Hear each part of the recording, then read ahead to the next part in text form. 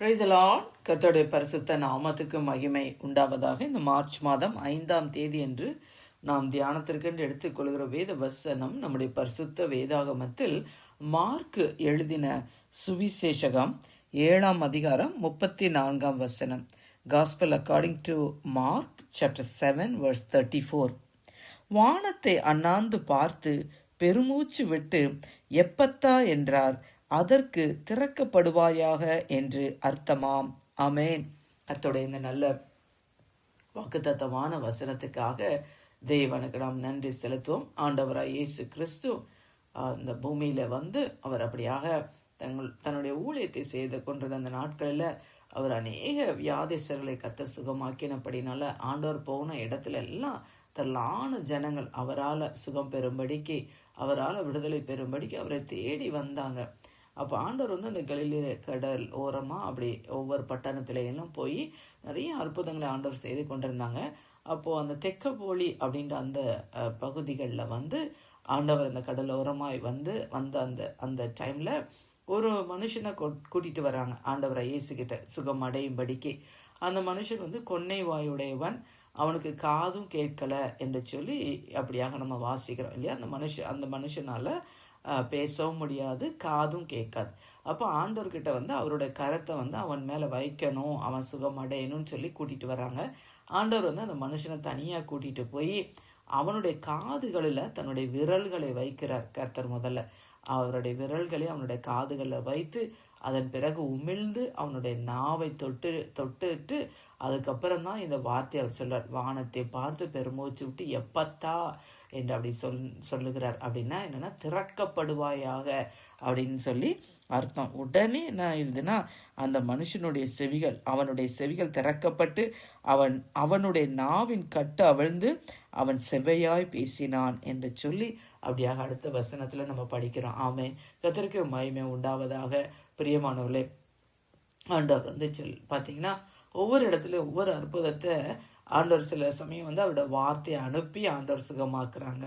சில சமயத்தில் நான் வந்து சுகமாக்குறேன்னு சொன்னப்போ அந்த 100க்கு அதிபதி சொல்வார், நீங்கள் வருவதற்கு நான் பாத்திரம் இல்லை, ஒரு வார்த்தை மட்டும் சொல்லுங்கன்னு சொல்லி அப்படியாக அவன் சுகம் பெற்றான் இல்லையா. இந்த அதிகாரத்தில் வாசித்தோன்னா அந்த என்னென்னா, அந்த பிசாசு பிடித்த அந்த ஒரு மகளுடைய தாய் வந்து ஆண்டவரை நாய்க்குட்டிகள் வந்து மேஜிலேருந்து விழுகிற துணிக்கையில் தின்னுமே அப்படின்னு சொல்லப்ப அவளுடைய விசுவாசத்தை கண்டு ஆச்சரியப்பட்டு, நீ போகலாம், உன் மகள் சுகமடைந்தான்னு சொல்லி ஆண்டவர் அனுப்பி அப்படியாக அந்த கானானிய ஸ்திரியோடைய மகளுக்கு ஆண்டவர் வந்து ஒரு விடுதலை கொடுக்கறத பார்க்கிறோம் இல்லையா.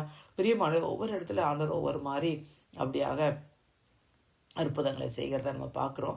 இந்த இடத்துல பாருங்க, அவருடைய விரல்களை அந்த காதுகளில் வைத்து எப்பத்தா என்று சொல்லி ஆண்டவர் சொல்லும் பொழுது அதுக்கு என்ன அர்த்தமா, திறக்கப்படுவாயாக என்று சொல்லி. பிரியமான இன்றைக்கு அப்படியாக நம்முடைய வாழ்க்கையிலையும் இல்லையா, ஏதோ ஒரு கதவு அடைக்கப்பட்டதா இருக்கலாம். இப்போ இந்த மனுஷனுக்கு பார்த்தீங்கன்னா அந்த நாவு அடைக்கப்பட்டிருந்தது, காது அடைக்கப்பட்டிருந்தது. எப்பத்தா என்று சொன்ன உடனே அது திறக்கப்பட்டது. அதே போல தான் இன்னைக்கு வந்து பாருங்க, நம்முடைய வாழ்க்கையில் பல கதவுகள் அடைக்கப்பட்ட இருக்கிறது இல்லையா. கர்த்தர் வந்து என்னன்னா, அவர் வெண்கல கதவுகளை உடைத்து இரும்பு தாழ்பால்களை அவர் முறிக்கிற தேவன். ஆமே, அல்லேலூயா. இன்னைக்கு வந்து சுகம் என்கிற கதவு அடைக்கப்பட்டிருக்கிறது. நெடுநாளாக அப்படியாக வியாதியோடு பலவீனத்தோடு அப்படி அநேகரை வந்து சத்ரு வந்து அப்படியே அந்த பலவீனத்தினால கட்டி வைத்திருக்கிறத பார்க்கிறோம் இல்லையா. இன்றைக்கு ஆண்டவர் வந்து என்னன்னா, அவர் நேற்றும் என்றும் மாறாத தேவன். ஆண்டவர் வந்து அவர் சொல்ல ஆகும், அவர் கட்டளையிட நிற்கும். அதனால இன்றைக்கும் ஆண்டவர் வந்து எப்பத்தா என்ற ஒரு வார்த்தை சொன்னால் போதும், உடனே என்ன ஆயிரும், அந்த கட்டுகள் எல்லாம் வந்து அவிழ்ந்து போயிடும் இல்லையா. ஆமை. கர்த்தருக்கு மகிமை உண்டாவதாக. அப்படியாக பிரியமான ஒருவேளை அந்த சுகம் என்கிற கதவு நம்முடைய வாழ்க்கையில அடைக்கப்பட்டிருக்கலாம், இல்லை ஏதோ ஒரு இல்லையா காரியம் வாய்க்காம கதவுகளை அடைக்கப்பட்டிருக்கலாம்.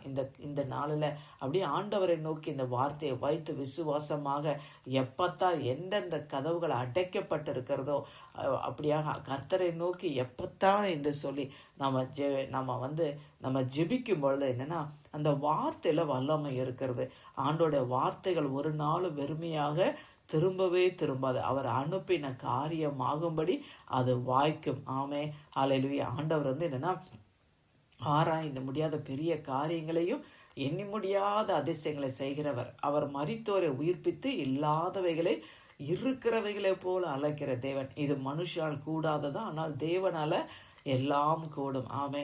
ஆகையினால என்னென்ன தேவைகள் இருக்கிறதோ, என்னென்ன கதவுகளை அடைக்கப்பட்டு இருக்கிறதோ, இன்றைக்கு விசுவாசத்தோடு நம்ம கர்த்தரை நோக்கி நம்ம பார்ப்போம். கர்த்தர் நிச்சயமாய் அடைக்கப்பட்ட கதவுகளை திறந்து ஆண்டவர் அப்படி பெரிதும் அனுகூலமான கதவுகளை கர்த்தர் நமக்கு முன்பாக வைத்து அவர் கர்த்தர் பெரிய காரியங்களை செய்ய அவர் வல்லவராய் இருக்கிறார். தகப்பனே, உம்மை நன்றியோடு நாங்கள் உம்மை துதிக்கிறோம், உம்மை ஸ்தோத்தரிக்கிறாப்பா.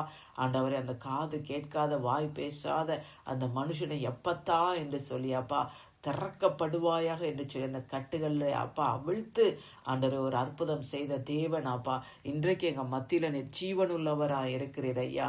ஆண்டவருடைய நாமத்தினால எங்களுடைய வாழ்க்கையில கர்த்தர் ஒரு அற்புதம் செய்வீராக எப்பத்தா என்று சொல்லியாப்பா. ஆண்டவரே, ஒரு வார்த்தை சொல்லுங்கப்பா. ஆண்டவரே, கதவுகள் திறக்கப்படுமே. தகப்பனே, உமக்கு ஸ்தோத்திரம், நன்றி. நீர் அற்புதம் செய்து அப்பா அவருடைய நாமத்தை மகிமைப்படுத்துங்க. மீட்பரும் இரட்சகரும் ஆகிய இயேசுவின் மூலம் ஜெபிக்கிறோம் நல்ல பிதாவே. ஆமேன், ஆமேன்.